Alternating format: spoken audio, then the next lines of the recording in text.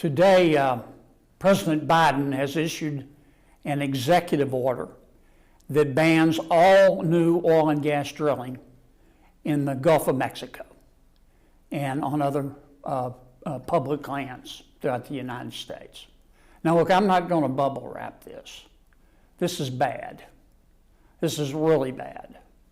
This is devastating to America. We'd just become energy independent, but this is devastating to Louisiana. Our GDP in Louisiana is a little over $200 billion a year. I've seen studies that show fully a third of that is related to oil and gas, directly or indirectly.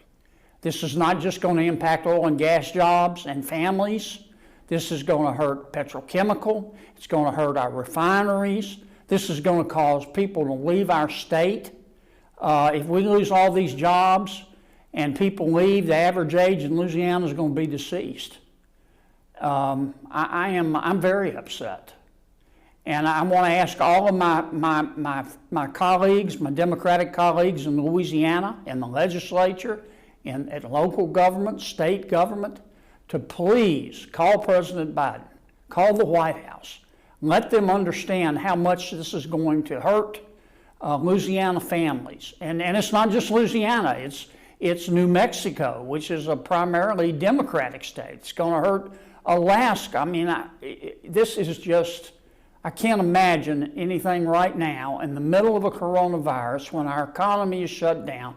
I can't imagine much that would be worse for Louisiana families. I have introduced a bill today to reverse President Biden's action. I've got to have some Democratic support in the Senate to pass it, but if I can pass it, it's basically going to take away the power of President Biden to do this and require that we have at least 2 lease sales every year in the Gulf of Mexico. We don't have a lot of onshore oil and gas drilling in Louisiana. Most of the drilling for oil and gas in Louisiana is offshore. And it is this country's bread and butter. It's Louisiana's bread and butter. I just can't, there aren't words in English for me to tell you how bad this is going to be for our state. I'm pretty much an all of the above energy type guy. I support wind. I support solar. I support thermal. I support hydrogen. Unlike many of my Democratic colleagues, I support nuclear, particularly the new small modular reactors. But I also support oil and gas, and that's why I'm supporting this bill. It's a rational, reasoned plan. It's an energy policy that looks like somebody designed the damn thing on purpose. Because that's not what we have right now. President Biden has talked a lot about his plan. I don't completely understand it.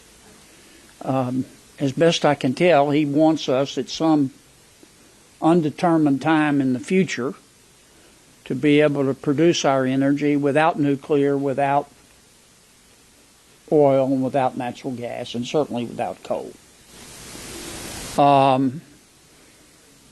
He doesn't really explain how we're going to get from where we are today to that future that he envisions, which is why you're seeing the disruptions in the energy supply throughout the world.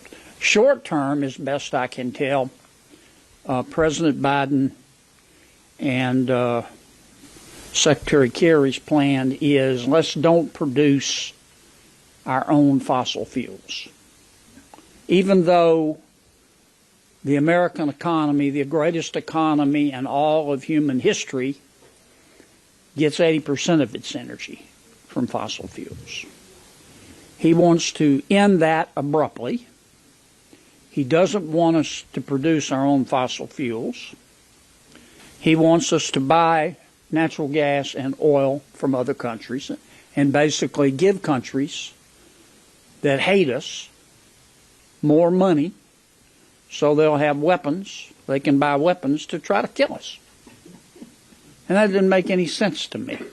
And it doesn't make any sense to the American people. Final point, you can't talk about energy without talking about climate change.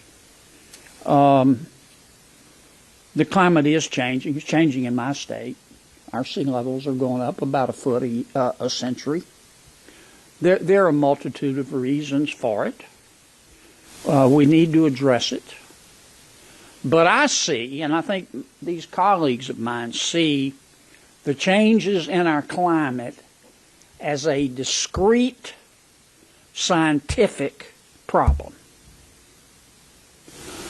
Unlike President Biden and Secretary Kerry and the other Trotsky-like wokers, they see climate change as a religion.